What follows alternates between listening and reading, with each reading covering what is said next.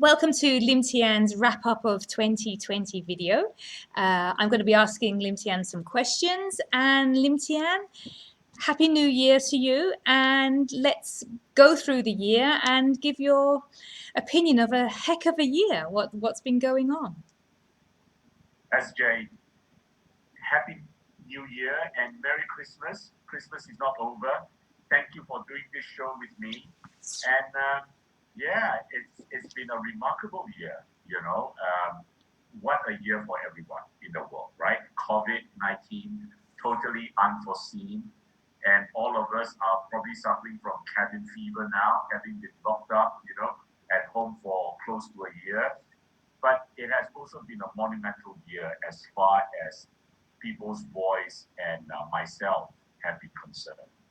I mean, in July, we had, of course, the general elections. Um, First of all, let me just pause there and say that we should never have gone into those general elections. And They of were course, early. well, we had about 9 more months to go before the PAP had to call elections. I think the deadline was April 2021. But what did they tell us? A slew of ministers came out making all sorts of nonsensical and false arguments that we had to go to elections then because the COVID situation could get worse. But all of us in the opposition were telling people, look here, we were in the middle of the worst pandemic when infections had reached 50 over 1,000 as far as the foreign workers were concerned, and several hundred as far as the local community were concerned. And we said the situation could improve, and the country should only go to elections when the situation had improved significantly. No, they came out with all sorts of false arguments that the situation could get worse. Well, here we are. 5 months later, the situation is much better, isn't it? And let me not forget to say this also. At that time, it was represented to us that the total number of infections amongst the foreign workers was 54,000 or thereabouts. Now we know the true figure. The true figure is 3 times that.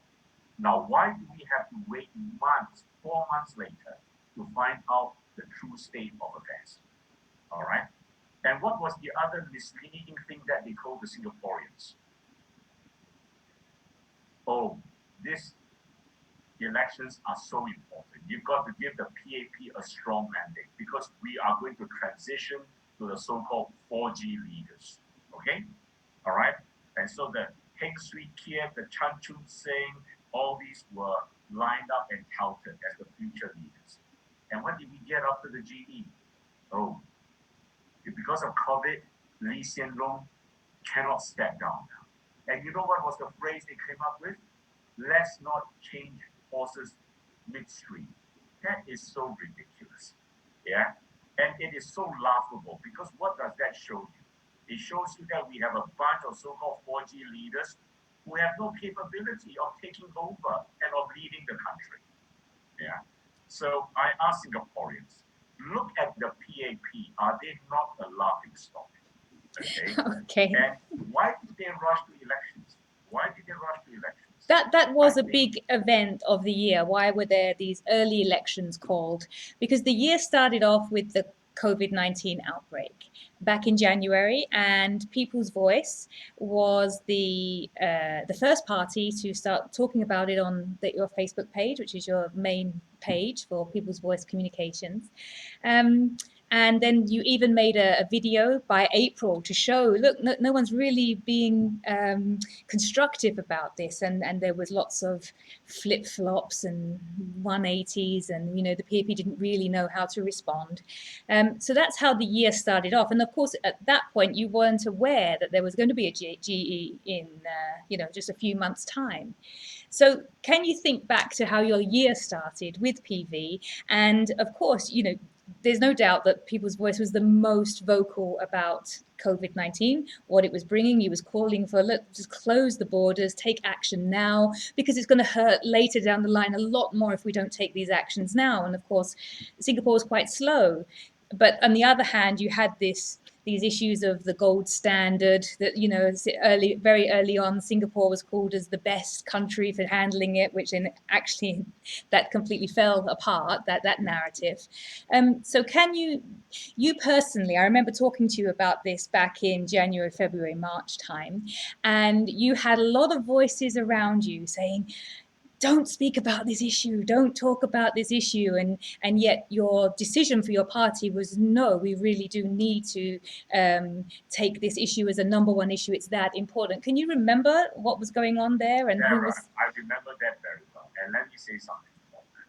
You know, when COVID started towards the end of January and early February, People's Voice was the only party, the first party, to really speak up about the issue, because we knew then that the government was on the wrong tack. All right. At first, they gave us the narrative that nothing serious, they got everything under control. And if you remember the famous words of um, Gan Kim Yong, the health minister, and Lawrence Wong, live life as normal. Singapore cannot be close to the world. Right, all right? Right. And you know what was the most ridiculous thing they said? Do not wear face masks. Yes. Face masks will make matters worse. Okay? And all that time, People's Voice was telling our Singaporeans, wear face masks, do social distancing, all right? Work from home if necessary. But the PAP said, no, we cannot afford to close our economy. Yeah? Now, we made 300 over posts on COVID. We were not afraid, unlike the other opposition parties, whose message was, oh, we've got to stand united behind the government. Why do you need to stand united behind a false approach? That is fake unity. And that is what I called out. And I said, I am not going to misrepresent the Singaporeans and play this pretense unity card if it is going to be to the detriment of our country. And I'm glad I made that call. I'm glad PV was the only party that made that call. And you are absolutely right. We made a summary video around April in which we basically summarized our whole approach to to COVID. And you know what? In April, I think it was April, I stand corrected if my date is wrong because it's not been a while. We had Lee Hsien Loong going before the country and making that dramatic and shameful turn. Finally, masking was mandatory. Finally, there was a lockdown, although they used the euphemism circuit breaker. All right? Yeah. And social distancing, extreme social distancing, and everything was put in place. So at the end of the day, who was right? PV was right. And I ask Singaporeans, if you want to calibrate leadership and you ask yourself, who is best placed to lead me in a situation of emergency? You have to come to the conclusion. It is PV, it is not the PAP who are leading you down the wrong path. And I am always kind to my fellow opposition. But can you say that the other opposition parties had the right approach? I think hand to heart you have to say no. All right? And then it was funny to me. Months later, the other opposition finally came around and started attacking the PAP. But that was what PV was saying in early February. So anyway, all that is water under the bridge, but I hope there is a lesson learned there. Yeah. Do you feel like Singapore is now back on the right track? So there were these the first few months of COVID, clearly there wasn't much quality leadership going on because of the flip-flops, U-turns, not really understanding how to take hold of the situation. But what about now? What's the situation like now, do you think? You see, I do not subscribe to the view that the situation is going to get much better very quickly. All right. I think the whole world is going to be in a prolonged slump for quite a while. The vaccine was touted as the miracle cure. I don't think it is going to be the miracle cure. I think they're starting to roll out the vaccine now, but other problems have emerged, like the variation of the virus, which they have found in the UK, and all of a sudden the UK has really become an isolated island. So many countries now refuse UK travelers from coming in. And who knows what's going to happen in the near future or the midterm future. What I do know is that I think we are entering a period when government needs to be the main driver. And I have been saying this right from the start of COVID. You look at the Singapore government's approach. They claim to have spent 100 billion, all right? That is a joke. There's no way they spend anywhere close to that amount. Or if they have spent that amount, I can tell you that individual Singaporean is not the main beneficiary of this 100 billion, all right? And in fact, Yong Zhihian, our party finance spokesman, has made a calculation, and the amounts given out to individual Singaporeans collectively is measly. Yeah. Now, we do not believe that government funds, which at the end of the day are actually the funds from citizens themselves, they are taxpayers, should go towards rescuing big corporations. Are you talking about Singapore Airlines here? Well, I don't want to go into that whole debate because the government may then say that I'm promoting a false narrative, because they will say that none of their money actually went to rescuing SIA or whatever. So I do not want to go into that argument. But a lot of people have said that a lot of the money is going towards rescuing corporations, okay? And when I work out the sums, I find a relatively meager amount has been set aside to help the really needy individuals who have suffered the most in this, pandemic. And I do not think that should be the way. But the point I was trying to make is this. They claim to have spent 100 billion. And you know what H3 Kiat said a couple of months ago? Oh, now we've got to take back, or we've got to recoup that 100 billion. When we are not even out of the pandemic yet. Businesses have closed by the thousands, all right? Thousands of people have been laid off. And I just want to sidetrack a bit here, Sarah, and come back to that point about the GE. They called for that GE at that time because they knew that in the very next month, the unemployment figures were going to be disastrous. And the GDP contraction was going to be disastrous. They had to call elections in July, because if they had prolonged that, I'm telling you, the PAP would have lost more seats. Okay? So it was a calculated call. It was not because COVID might get worse. COVID was going to get better, but they knew the economic news coming out was going to be very, very bad. Yeah. But why are you now rushing to collect back this money from Singaporeans? And in fact, I think in the months ahead, many more Singaporeans are going to lose their jobs. All right? Businesses are not going to come back as quickly as we hope.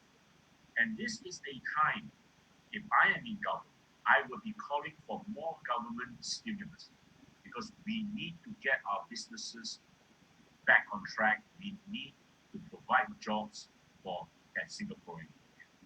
This is no time for the government to go backwards and say, well, after having spent 100 billion, now it is over to you, the citizens. If the government has to help for the next few years, the government jolly should help. Jolly well should help. Well, obviously the whole year has been overtaken by COVID. Everything is to do with COVID. But there are also some other things that happen. So, of course, the GE itself, which PV didn't win a seat this time. You've got some tremendous support in Jalan Besar for the GRC there. But then after the GE, two very big points for the year are two trials. You have cross-examined the Prime Minister twice now this year. Can you tell us about the two trials? Not least, on the eve of the first trial, you were actually arrested yourself, and you made a big point of the timing of that, the political, from a political standpoint, the very coincidental timing. But the trials went ahead. You managed to cross-examine the Prime Minister twice. You conducted both trials. So can you tell us about, first of all, Zherich trial, what that was about, and then the online citizen, Terry Zhu.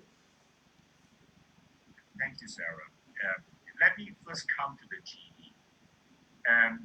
You know, the GE came at a bad time, I would say, for all the opposition, because prior to that, we were not able to do community visits. Our outreach program basically had ground halt. And despite that, I think PV did reasonably well. You know, we are a party of less than 2 years. And, you know, we spend the least money of any party, all right? We did not manage to spend a single cent on social media. Yes, and I will come to explain that in a later video, all right?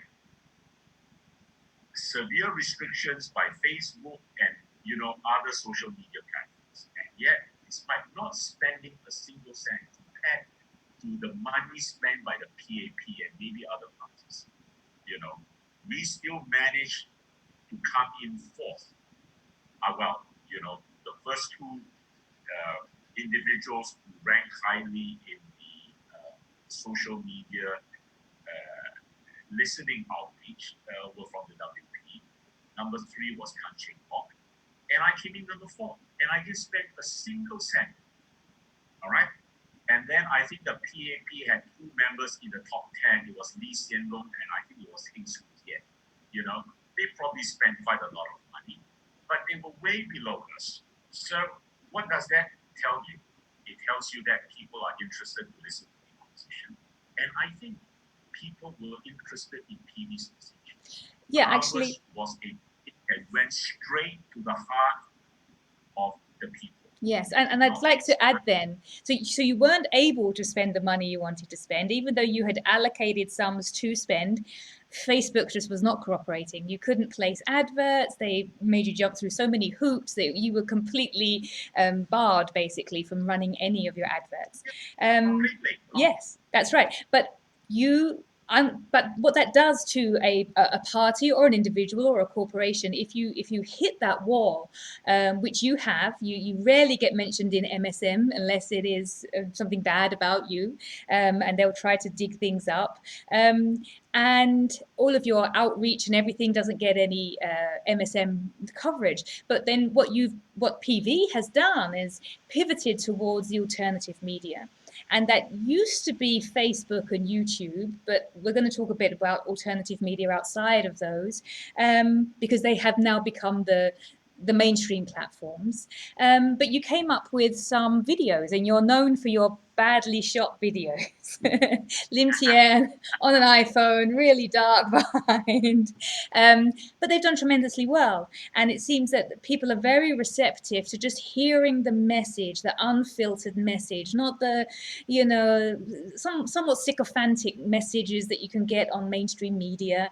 And so you've gone straight to the heart. I mean, you're not on Twitter. You haven't done a Donald Trump. You haven't gotten to Twitter, but very much Facebook and YouTube. And you started to do a show called After Work with Lim Tean, which was a tremendous hit. And you reached a lot of people, and especially at that time, because they were trying to circulate other stories about you or rumors about you, and you were able to talk to people straight, face to face, and put the rumors to bed or give more explanation. And that seemed to serve you really well. So I think you showed the Singapore people that you can do it another way also. So you can't be stopped.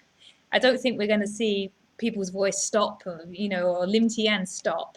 But you're going to find other ways so that you won't be shut down so easily. You can still get your message out there, even with all. How many times were you Pofmas this year? I think I have been the most Pofmas politician. I was Pofmas 4 times. 4 times. I can name you some instances when I spoke about poaching salary, I was Pofmas.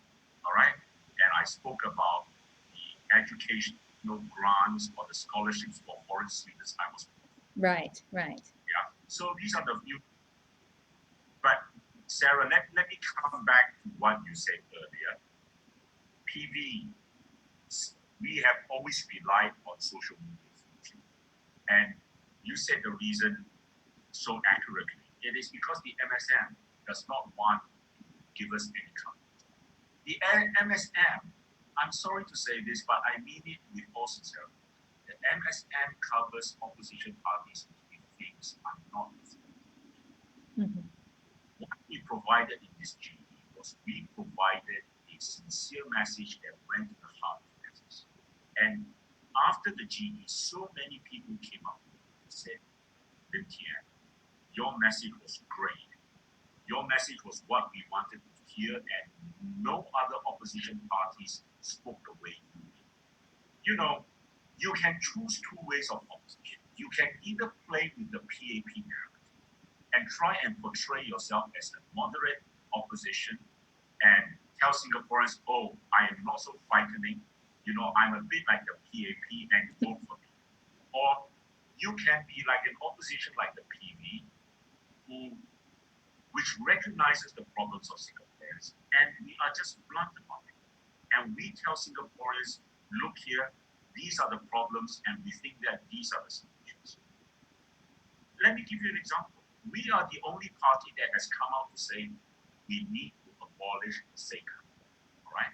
We started the campaign. It is still an ongoing campaign, and I assure all the viewers out there, I am going to step up this campaign come next year. One other thing about social media. We realize the value of social media because that's the only way we can get the message out. But I have been very disturbed by what happened to us during the GE, by the restrictions Facebook have placed on advertising and all that. I think it hurt us bad. More so because we are a party that relies on social media. So I am making, and I'm making a declaration to Singaporeans now. Starting next year, we are not going to restrict ourselves only to Facebook or YouTube. Other platforms have come up now, like BitTube, like Parler, and I am heartened by the fact that these new platforms appear to be more liberal and more receptive to genuine freedom of speech. I don't like what I'm seeing on Facebook and Twitter and YouTube these days. You know, where they basically censor unilaterally what they consider to be fake news. Yeah, like a lot of discussions have centered around COVID treatments and all that, and you know they take a certain approach and they say, oh no, that's not right, that's fake news, and we're going to censor. But or look at with the American elections. Now I'm not taking sides, but I can see the arguments on both sides. All right. And what I've learning is that mainstream media, if you go on to CNN, is a constant non-stop attack on Trump. Now, you may or may not like Trump, but I don't think that is fair. But let's be clear, with Facebook, you beyond words, and if you are a right-thinking person, you will not go to mainstream media for your news. But let's be clear, with Facebook and YouTube, PV wasn't shut down or manipulated with because of fake news or because of, you know, their community guidelines about, you know, inciting hatred or anything like that. There was actually no explanation given. So your Facebook account was at one point closed, you was deplatformed, and then a few days later, Facebook sent you an apology email. Oh, we just don't know what happened there. And the same goes with trying to place adverts. It wasn't because that they fell foul of any guidelines. It was just some vague, we don't know what happened, we're really sorry about that, but this was, you know, it's only a 7-day election in Singapore. There's not really many working days to try and solve things. So yes, whilst Facebook and YouTube have been the arbiters of what they consider is okay speech, that wasn't what happened with PV. It was just, you know, some coincidence, some just terrible bad luck, you know, when a video gained traction and reached 30,000 plus views and all of a sudden it was unplugged. But so you're saying in 2021, you're going to be moving on to Gab, Parler, BitChute, you know, all these new alternatives in tandem. Our mark on the alternative platforms, not just restrict ourselves to Facebook and YouTube. Right. Yeah. So I will always be very welcoming of platforms that promote genuine freedom of speech, and you know, I would like to lend my voice to them. Yes. Yeah. Actually, another casualty of COVID-19 because of the gatherings and the inability to gather. Hong Lim Park has been very quiet all year. There has been no gatherings there. You've had some, there's been some great speeches been made there, but this year, of course, hopefully in 2021. Totally forgettable year. I think we've got to look at 2021 as a reset. Well, forgettable, but let me just say, so these strong messages you've had, abolish Seika, you actually called for the resignation of Ong Ye-kun this year, because of his lack of ability to close schools or keep them open or close schools. There was a lot of dithering there, and you were very vocal. But what that does with these strong messages that you provide across the platforms is you do get some great supporters, and you've got, I would say, the people's voice supporters, the support you get from the ground. You've got some real fantastic, tremendous support there. And I'd like to ask you a few questions because your team put up a Facebook post to say that this video was going to go ahead. You were going to do a wrap up of 2020 and ask people what would they like to say. So are you ready just for some questions? They are varied. But maybe after those questions, yes. Sarah, if you permit me, I would like to talk a bit about the two Lido trials that took up so much of my time. Yes. I'm sorry, but I would like to say a few words about this. Absolutely, absolutely. So let's go on to these so you can answer your supporters and the questions that came in. And so whilst 2020 was a forgettable year, I don't think your supporters are going to forget you. And I don't think you're going to forget this year either. I mean, regardless of the backdrop, some pretty important things happened. Okay, but a question that keeps coming up is about the mayors. I think a lot of people would be bewildered to hear that Singapore has such a position of a mayor. And Kate, she wrote, do we really need a mayor? Do we really need any of the mayors? Absolutely not. It is an absolutely nonsensical position in Singapore, a complete waste of taxpayers' money. And we have 5 mayors. And you know how much each mayor earns in a year? $660,000. All right? My friends, London has one mayor, Zherich, for a population of about twice the size of Singapore. Land area about more than twice the size of Singapore. Yeah? And let me say this. In most countries, mayors are not part of the parliament. They are elected. Here we have a member of parliament who has been elected in parliament. And then he or she gets another job, a plum job, if I may add to that, of a mayor. What's the point? All right? Their jobs can be done by the existing MPs, they can be done by the civil servants, by the various ministries. Why do we need them? Yeah. So, totally ridiculous. Lee Kuan Yew once said, I run a very lean government. The government under Lee Hsien Loong has become a big, fat, bloated organism that needs to be controlled. All right? And maybe we can make those savings, we can put them to good use. Give people free education, free healthcare. Why do we need all these people taking up, $660,000 a year? All right? Why do we? And especially you said that the MPs could do those duties, but actually all the MPs are part-time MPs. There isn't any full-time MPs. There are full-time MPs, and of course, if you discount the ministers, all of whom are full-time ministers and MPs, right?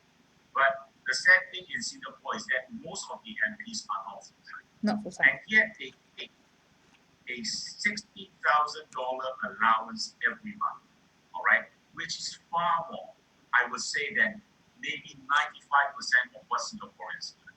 Now, is that deserved? For example, let me take an example. I'm very familiar with the UK Parliament. Most of the parliamentarians there are full-time. And a UK parliamentarian, full-time parliamentarian, doesn't even earn as much as a Singapore MP. And when the House of Commons is in session, it is in session every day. All right? Here you'll be lucky if Parliament is called into session for more than 3 to 4 days. So why are we paying MPs so much? We are going to pay MPs so much. I want them to be full-time MPs. Okay, so Johnson Chung actually brought up something. He brought up the issue of many PAP governments have multiple job positions, board positions, other roles, and that's in keeping with what you're saying, right? Well, I just think that you make a choice. Either you want to carry on with your corporate career, all right, or you want to serve the people. And I do not think you can sacrifice your duties as an MP to carry on with your corporate ladder climbing, so to speak. Yeah? And certainly when PV members are voted into parliament, I will insist that they devote their time to serving the people. Okay, Brian Vitachi, he wrote, why do Singaporean parents have to pay the full price for their children's university education when many foreign students don't have to, either pay the full price or just partial price? You've got some views about education and that it should be free and that it should be more accessible. Do you want to reply to Brian on this one? Brian, great question. I tell you, I can't give you a sensible reason. To me, it is so ridiculous that our government is spending 250 million or 273 million, I can't quite remember the figure now, on grants, scholarships for foreign students, when Singaporean youngsters who can do very well with that money are not subsidized. Well, the government claims that all Singaporean students are subsidized. But why can't we go further? Why can't we make education free for that Singaporean student?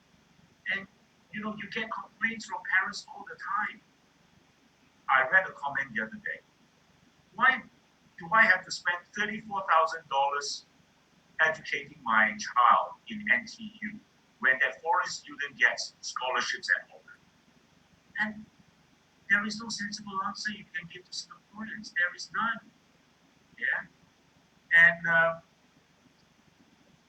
we are able, and I know many Singaporeans are not knowledgeable about this, but we are in a position to provide free education for every Singaporean child and young man, young woman, and we should do that if we want them to attain their full potential.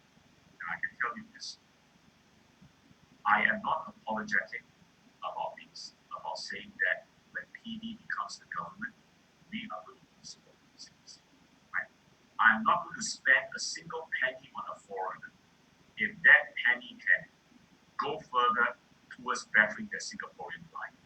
So that is PD's promise. Okay. I hope Brian is satisfied with that. You've been very vocal about this.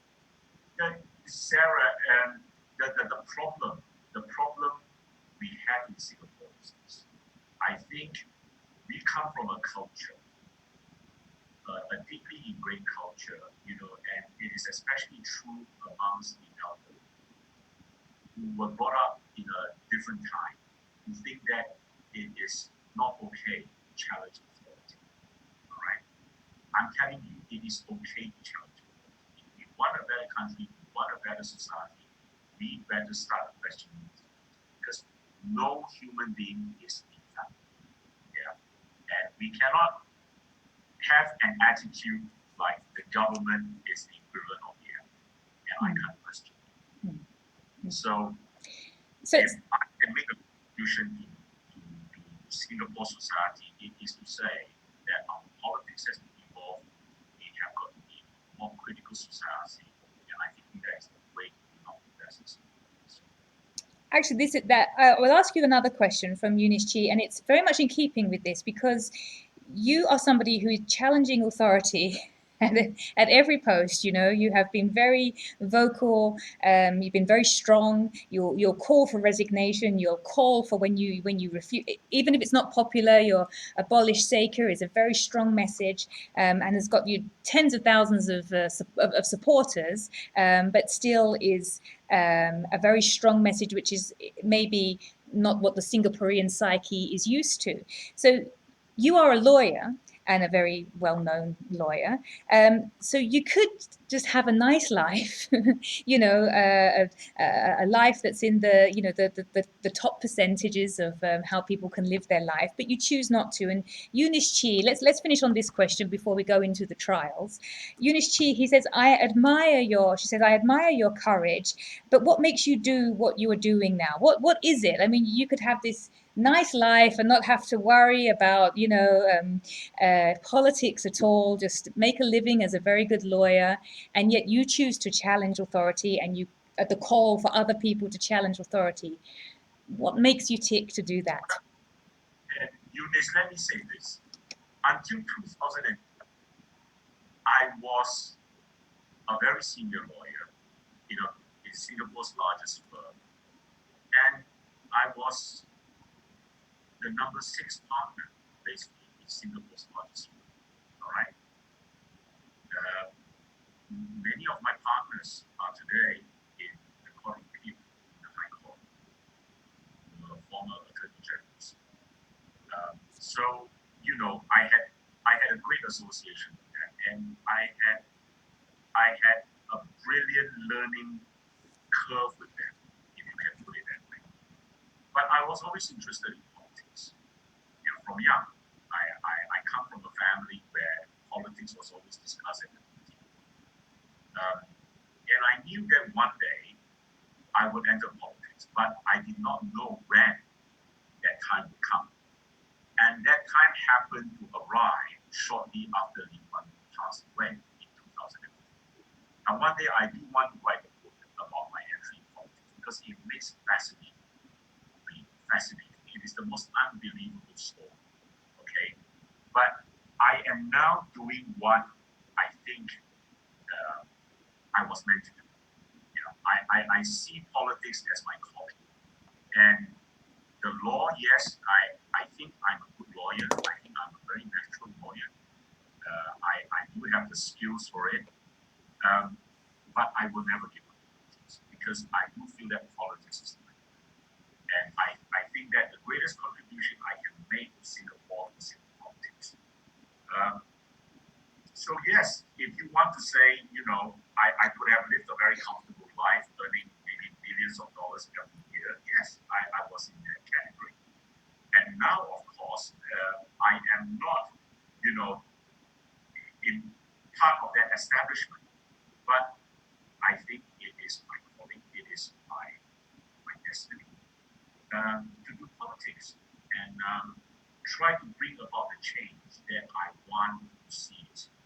So I do not regret that for a minute. Okay, and just before we do go over to the trials, the lawyer, you have a lot of youth support, and you get a lot of young people who come up to you in the street. They want the selfie, the photo with them, and but there are a lot. So because of course, especially young people, they're not watching the television news. They are getting their media from outside, so they are in support of your message, or at least hearing your message, even if they don't agree with it. So they see what you're doing. They see that you are this individual who has said, yeah, you could have a life of comfort and not rock any boats, but what's the worth of a life? I'm going to do it. They see you. So you have become somewhat a role model to many of the 18, 19, 20-year-olds, actually even young people who haven't yet voted, who have had come up to you and talk to you about politics.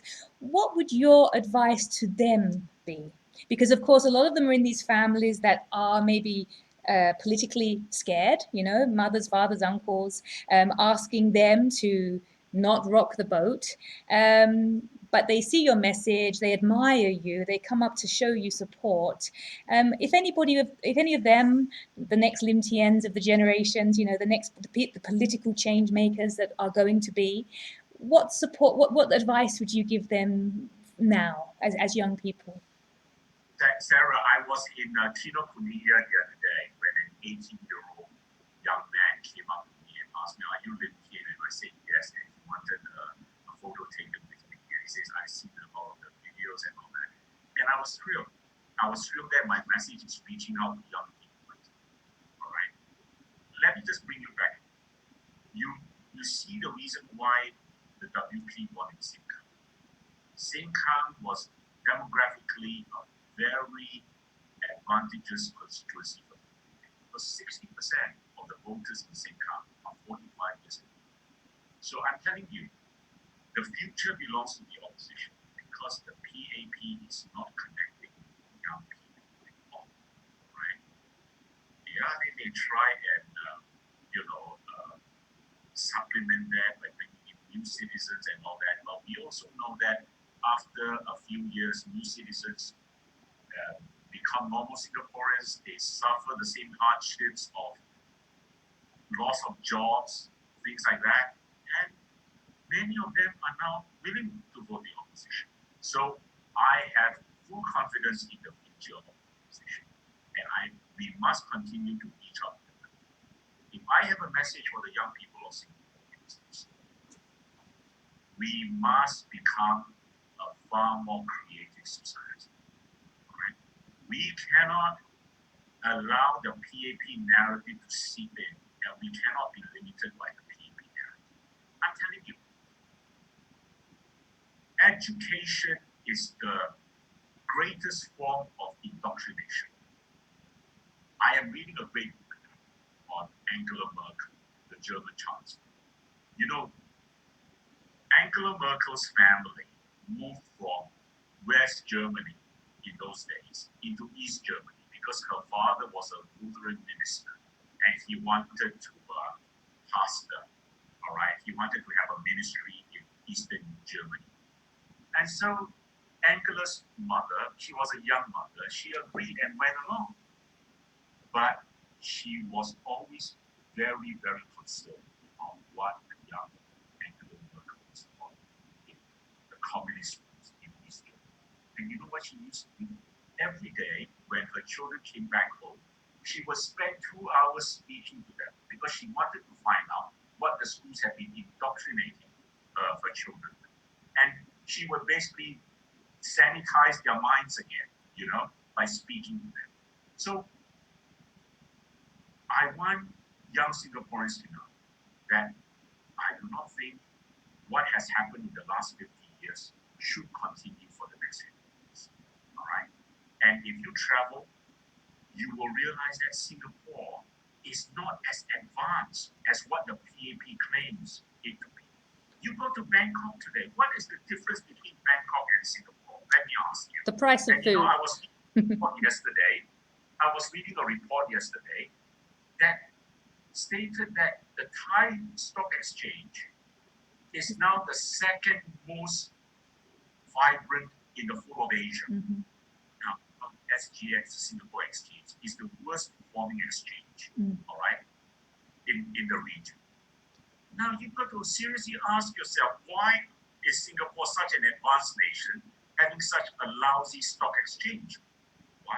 Because there's too much government restriction, too much government interference, too much red tape, all right? And you can't have that. So, and that is why freedom of speech is so important. And I have said this message many, many times. If you do not have genuine freedom of speech, you cannot have a creative society. And I think the young people should push the boundaries. They should not be too susceptible to what their older parents tell them, oh, you've got to follow a job of a lawyer, a doctor, or an engineer. I'll say this to you as well. I have come across many aspiring lawyers, young people, and it's sad to say, and I sometimes tell them, you're wasting your time. You're not cut out for it. You talk so enthusiastically about a certain industry. Go into that industry, even though your parents say no and are against it, because you've got to do something that you are passionate about. And if you're doing something you're passionate about, you are going to get very good at it.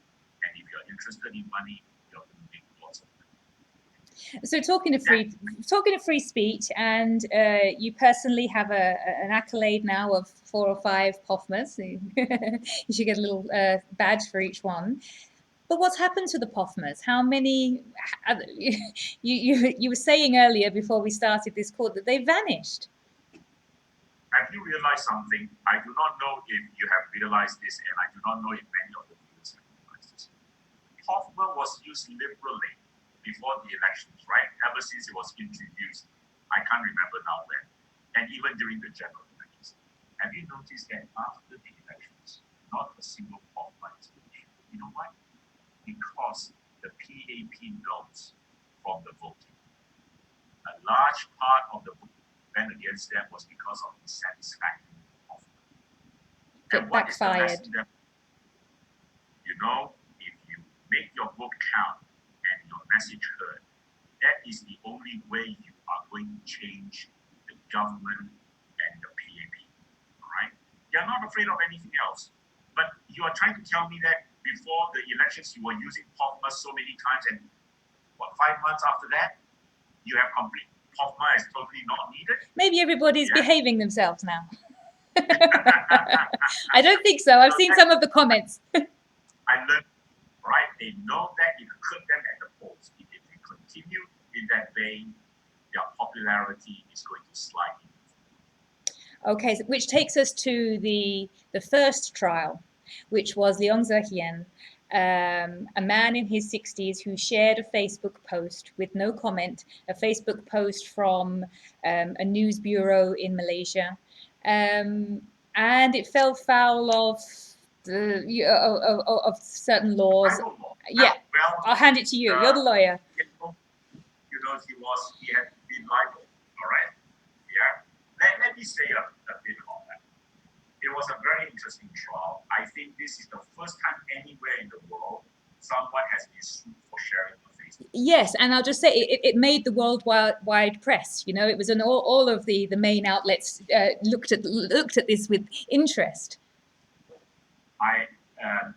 We have finished all our submissions now. Now we are just waiting for the decision of Justice A.D. And I was personally very happy with the way the oral arguments went on the 30th of November, which incidentally was also the start of the Terry Sue trial. So I thought the judge had thought through the matter very carefully. He asked very, very pertinent, very piercing questions at the oral arguments. And, well, I don't want to prejudge anything, but let's just say that I am hopeful. When is the outcome? Oh, it could be any time in January. It could be any time in February. I think by February, the learned judge would have delivered the judgment. I personally thought that the cross-examination of Lim Tean and his expert went very well. That's why I had no need to call Zherich to the stand, because there was nothing that Zherich could have added to the evidence.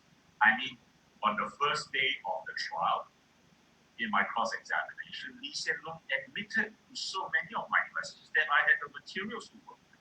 Yes. And honestly, his expert, so-called expert, who's now teaching in Hong Kong, but who had taught at NUS previously, frankly, I hate to beat my own drum, but I demolished it. And I think even in oral arguments, the learned judge was casting doubt on the credibility of the expert. So yes, I'm very happy with that. Okay, and then yes, yeah. and then fast on the heels of that trial it's actually been Lim Tean has been in court a lot this year. I bet he didn't anticipate to be have so much attention of him being cross-examined. I'm sure that's not something that he would have wanted, a way to end his 2020 after such a year. But the second trial was about for Terry Zhu of the Online Citizen.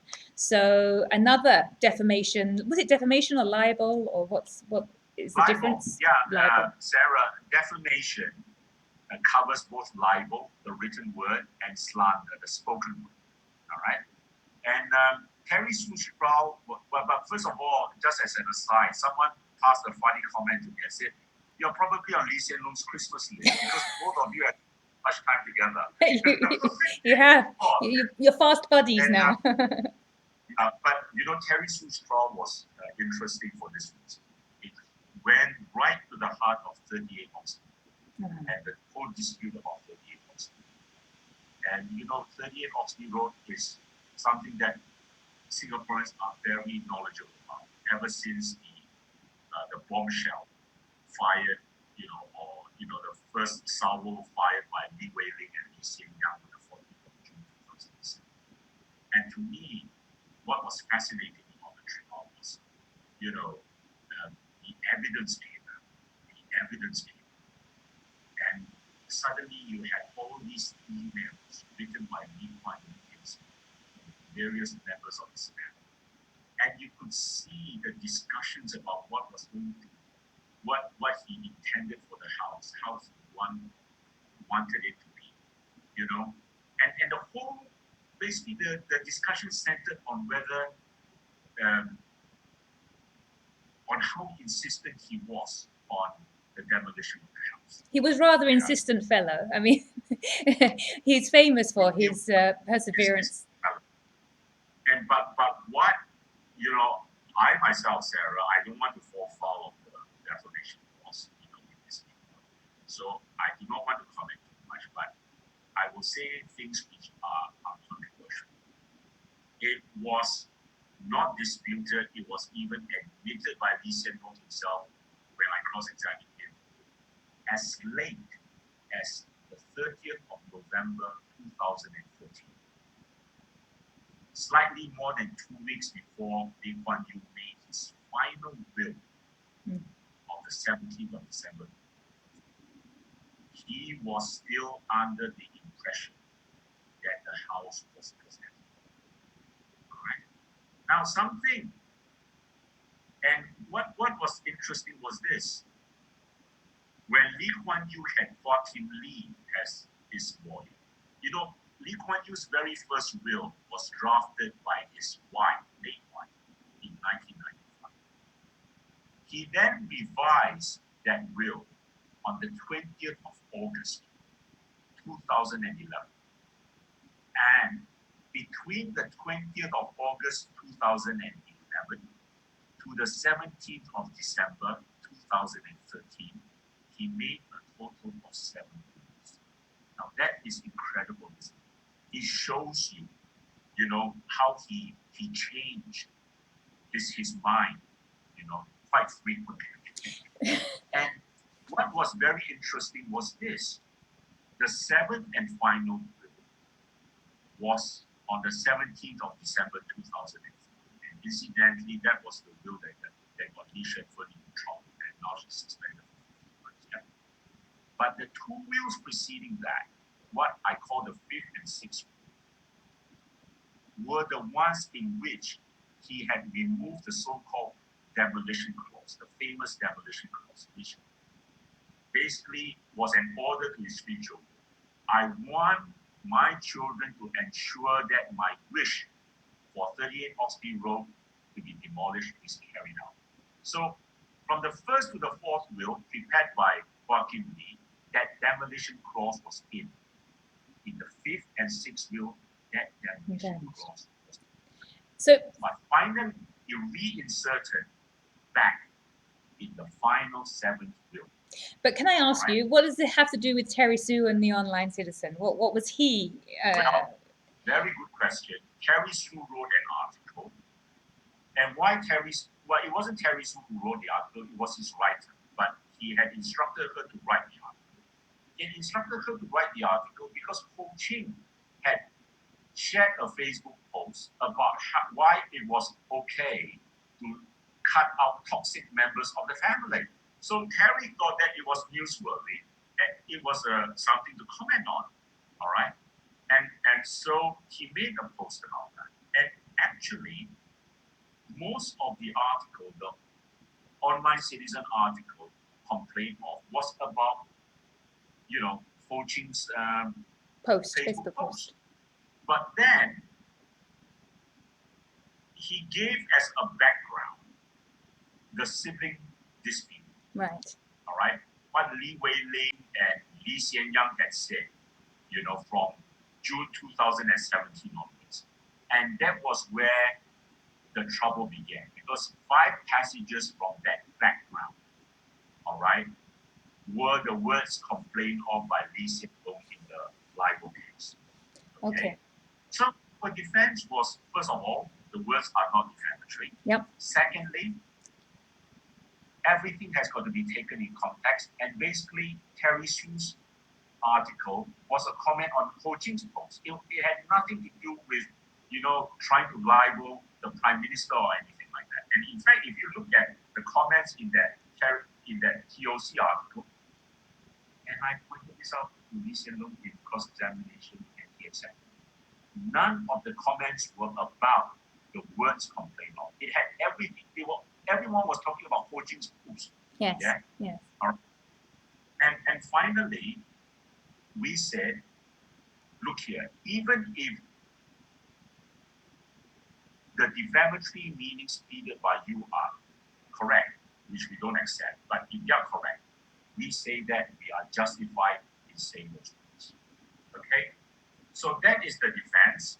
But yeah, the whole case was basically about 38 hospitals. And it was fascinating. It was fascinating to see what Lee Kuan Yew had thought about that problem. And it was an issue that vexed him. Yes. It was. Well, clearly, if he made that many wills, it's something that was on his mind about, what was to happen once he had passed. Coming back very soon, Sarah, I want to say this. In Singapore, under our defamation laws, we do not have a defense of the public interest, all right? The general public interest. Same as the UK. In defamation, defamation lawyers go by the Reynolds defense. Because in England, which has amended its defamation laws, and the rest of the Commonwealth, Singapore is the one glaring exception, all right? In those countries, if journalists report on what has been said previously by other people and it is deemed to be in the general public interest, there is this defense, right? The general public interest defense. We do not have that in Singapore. And I think perhaps this is a case which might ignite that debate again, whether we should have such defenses. Because, and I asked the Prime Minister this, so how do you expect someone like Terry Su to tiptoe around the minefield? Yes. And his position, I don't care. He doesn't care. He has to take the consequence of it. Or if I remember correctly, he said, well, maybe he should consult a competent lawyer like yourself before he publishes anything. Yeah. But so what is the result? So Terry Su cannot report on what Lee Wei Ling has said. Yeah. He cannot say that. So he ends up having to report only what Lee Hsien Loong says. Yeah. Why? Because if he reports on what Lee Wei Ling said, it could be lied. And yet, why is not sue his own sister? All right? His own sister has been calling him names, He's saying all sorts of things for the past 3 years. Yeah? That is the source of the lie, not Terry Su. So when can we expect to hear the outcome, the judgment of the Terry Su case? Well, parties are in the midst of doing written submissions for the judge now, and that process will end on the 25th of January. And on the 15th of February, which is the 4th day of January, we go back to open court for the final oral arguments on the 15th of February. So if you are interested, I hate to say this, you have to line up very early, probably at 3 a.m. to get a seat in court. But I think if you are interested, I think the oral arguments will be riveting. So then by the end of February, you'll be through with all of the trials that you've had. We will be through. I mean, the lawyers would have done everything they could have done by the middle of February, and then it's up to the judge. So what will you be doing? Will you be putting your feet up at that point? You had finished the GE, finished 2020, finished the trials. What's on your agenda? I've got a few other interesting cases at the moment. Okay. So that might come to trial, and I think that's quite useful. There is a question here that is, actually we can, did I ask you the one about the Privy Council yet? Mohammed Shakir's? No, No. Okay, so no. Mohammed Shakir, he wrote one for you. Is it possible to reinstate appeals to the Privy Council? He says, I personally feel there is no separation of powers between the executive and the judiciary, especially in cases where the ruling party and the Lee family is involved. That's his personal opinion. The courts can be used as a weapon against political opponents, potentially, or to silence dissidents. A famous case in point was when the Privy Council found JPJ to have been a victim of grievous injustice by the Singapore courts. I strongly believe that reinstating the appeals for the Privy Council will prevent the abuse of power. But could they ever be reinstated? What's the route to that? Do you have any? Well, as you correctly pointed out, we once were able to appeal to the Privy Council, but that right was abolished after the J.B. Jeyaretnam case that you cited. All right, I think that was back in the late 80s or early 90s. I can't quite remember now. And then our Court of Appeal became the final Court of Appeal. Now, I personally am not in favor of reinstating an appeal to the Court of Appeal. All right, I know many people have various opinions about the judiciary and all that. I do not want to go into that. I do not want to fall foul of the contempt of court or whatever. I have faith in our judicial system. I think the judicial system evolves all the time. And as we evolve as a society, our judicial system will evolve as well. I think at the end of the day, it is important. It is important that there must be Singapore judges hearing the cases coming to a final decision. But of course, I want to emphasize it is imperative that there must never, never, never be executive interference from the judiciary. The judiciary must be totally impartial and independent in every case, whether it is a political case or whether it is an ordinary commercial civil case. All right? And that is the rule of law, and no one is. Okay, so let's end with 2021. So we've said goodbye to 2020, or almost. 2021, what does it hold for you? You're leading the party, People's Voice. What does it hold for your party? What does it hold for you personally? And what are some things that you would like to see happen in 2021 that on a political side, whether COVID-19 becomes COVID-21 or whether it just falls away and everything is opened? What do you think are the changes that need to happen in Singapore? And what is your party going to be doing throughout 2021? You've already spoken about moving towards alt media, but how are you shaping your party to gear up for this new year ahead? Year of the ox, I do believe, in Chinese. Is it the ox? Let me say this. I think GE 2020 was a great learning experience for PB. All right. We have done all our internal reviews now. We are going to come up with a set of quite immutable principles, our declaration of principles, which I think will guide us for the next few years. And the public will be able to know from these declaration of principles what we truly stand for.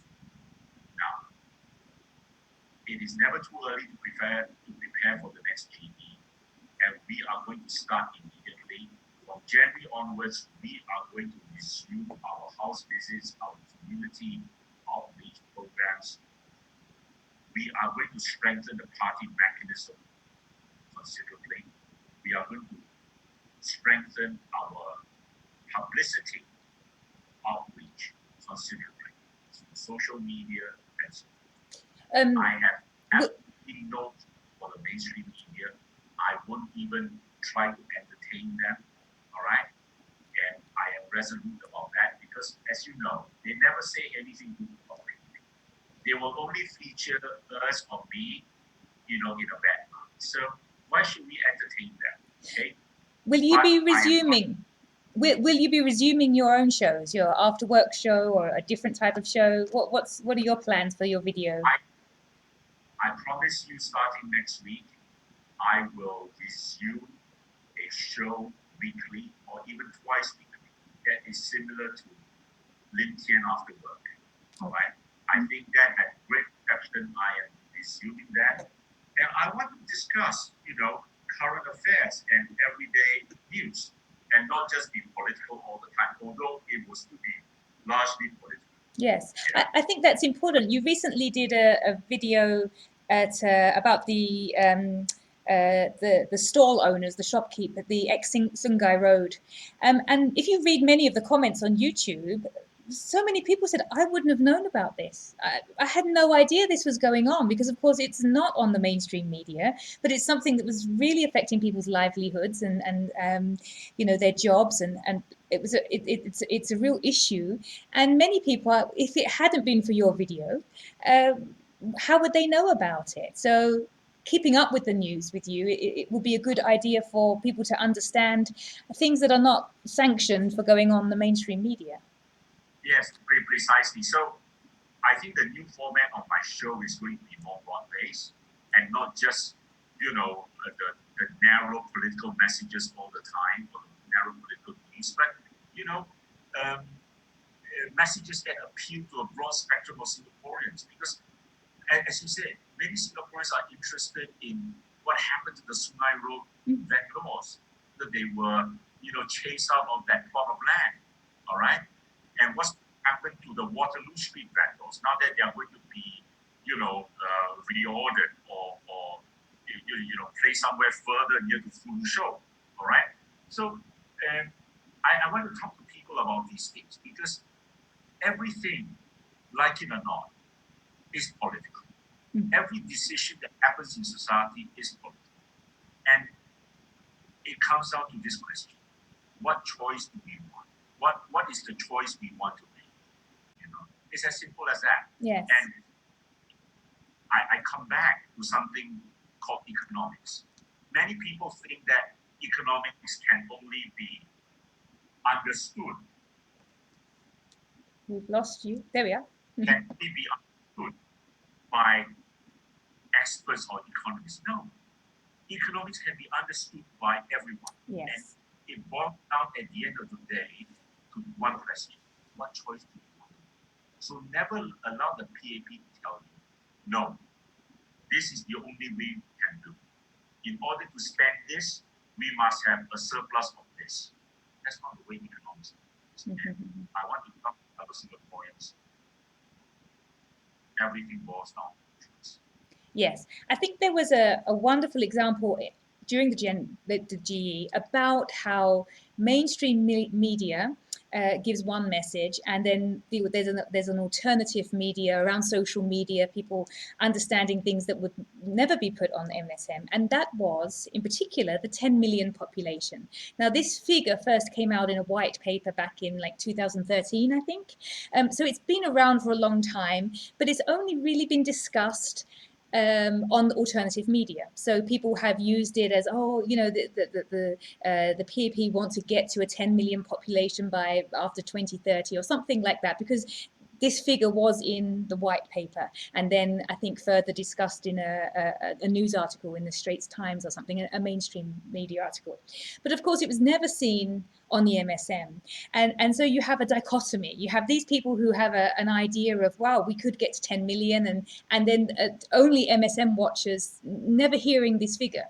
And then the GE arrive, and a couple of, PV was one of them, but I think SDP was the other, said, hey, no to a 10 million population. That was like one of the manifesto points for, I think it was SDP, correct? Yeah. Now, first of all, it was PV first, and then SDP were the first ones to call out against the 10 million population. Right. And in fact, it was a call point for both SDP and ourselves. Right. If I can discuss that a bit. Well, just from a media perspective, what was interesting about this point is that you have this fact coming in that is not on MSM. And it was the GE was the catalyst when so two parties used this, and then it hit MSM, and of course it just sounds crazy. What, everybody's like 10 million people in Singapore? No. And it was really interesting that then it became a hot topic, and first of all the PAP were like, this is fake news. Nobody ever said it. Nobody. And then of course all the articles. Well, hold on, except for when you said it here, and then when it was written here, and then they reversed and said, oh, we're not going to go for a 10 million. To calm down the people who had only heard about it in the MSM, and I think that's what's going to happen. It was a very good example of how.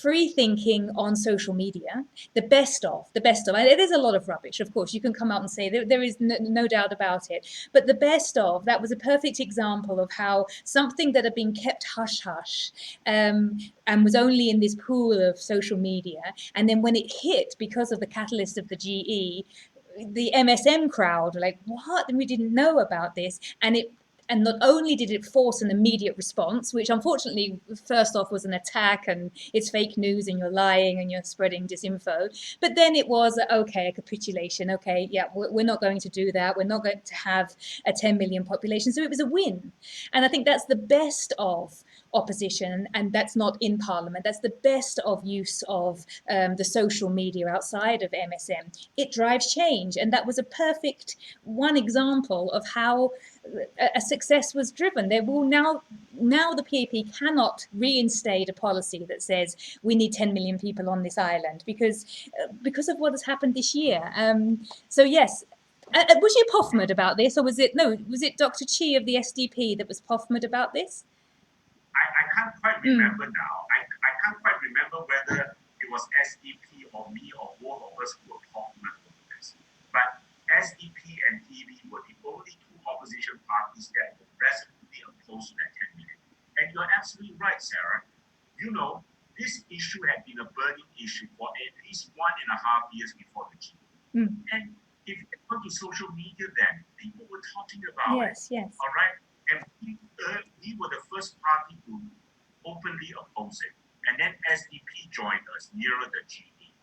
Now, I was very upset that I was not invited to that debate, okay? Because Dr. Chi went to that debate, and then he confronted Vivian Balakrishnan, and Vivian Balakrishnan told him that he was spreading fake news or something like that. Yes, denied it. If I had been at that debate, there would have been fireworks, all right? Okay, I would really have grilled Vivian. I would have cross-examined him. Okay, I would not have backed off. But you made a brilliant point. So what came out of that? The PAP was forced action. All right. And in the preceding 1.5 years, they had never once come out to say this is fake news. We never said that we were going to have a 10 million population. Yes. Why was it that at GE time they had to say that? You know what? Because they knew that this was an important issue for voters. So what is the lesson there? The PAP will only react if they know that it hurts them. And, you know, these bunch of PAP ministers, they actually don't know the feeling on the ground. Yes. That is why on Pofmas, they have to wait until GE time to know that they have been heard before they realize, oh, actually, we shouldn't use Pofmas. You know, it hurts us badly. The same thing with the 10 million population. But that is the power of the opposition. But in order to do that, the opposition must have the courage. You must not tiptoe around the narrative of the PAP. You must not try to be PAP-like. I give you one assurance. The party I lead, PV, will never be PAP-like party. Okay? That's a very good assurance. That's what a lot of people say. Like you said before, a lot of the opposition, they don't want to, well, rock the boat, as you said. But how do you facilitate? So that change was facilitated because of the GE. The GE was a catalyst. Well, there's not going to be another GE for another 4 or 5 years. How can you facilitate change in a similar way as an opposition party without having to wait for another election? How do you do that? I don't know about the other opposition, but you know, we are going to come out with our list of proposals, all right, policies in this coming year, and they are going to be quite radical, but radical in a good way. Okay, we are going to spread the message that we can be a far more equal society. Yes. Where wealth is shared far more equally. the inequality gap in Singapore is terrible.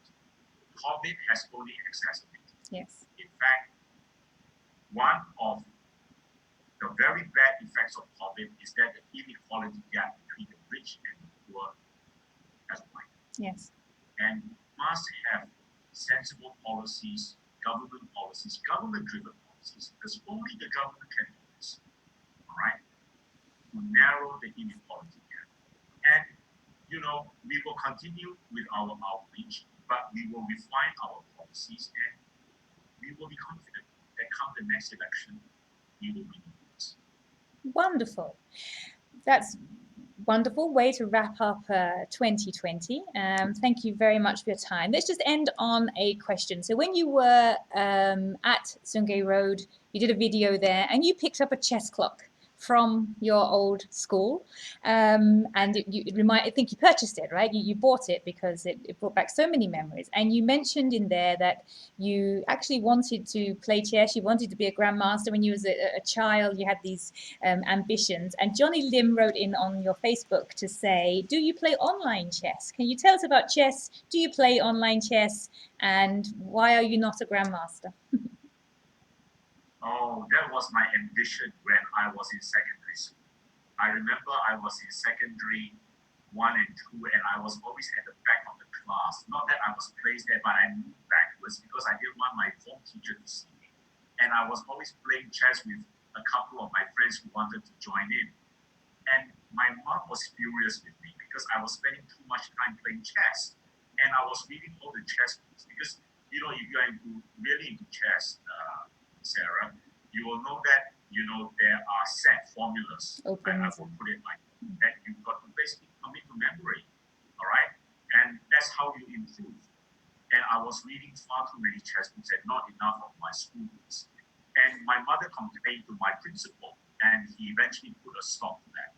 But I wanted to be the first Singapore grandmaster in those days, And back in those days, in the 70s and 80s, when you had brilliant chess players like Karpov, Spassky and Kasparov and all that, it was like a battle between the Americans and the Soviets. It was a form of the Cold War, I have played chess now for a very long time. I represented my university in England in chess.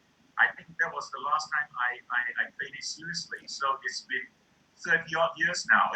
So in answer to Johnny Lim's question, do you play online chess? You don't? You haven't moved online? No, I would love to. There are two things that I would love to go back to, but I can't seem to find the time. One is chess, which I enjoy, and the other one is actually golf. And I once harbored ambitions to be a golf course designer as well. I find that appeals to me, the analytical side. Yeah. So, wow. Thank you very much. I hope we've gone through as many questions as we could from the people who wrote on Facebook and who messaged in. I wish you well for your future shows, and Happy New Year. Sarah, thank you so much for the interview. Welcome. Thank you for your time. Great questions, and see you soon. Thank you. Happy New Year.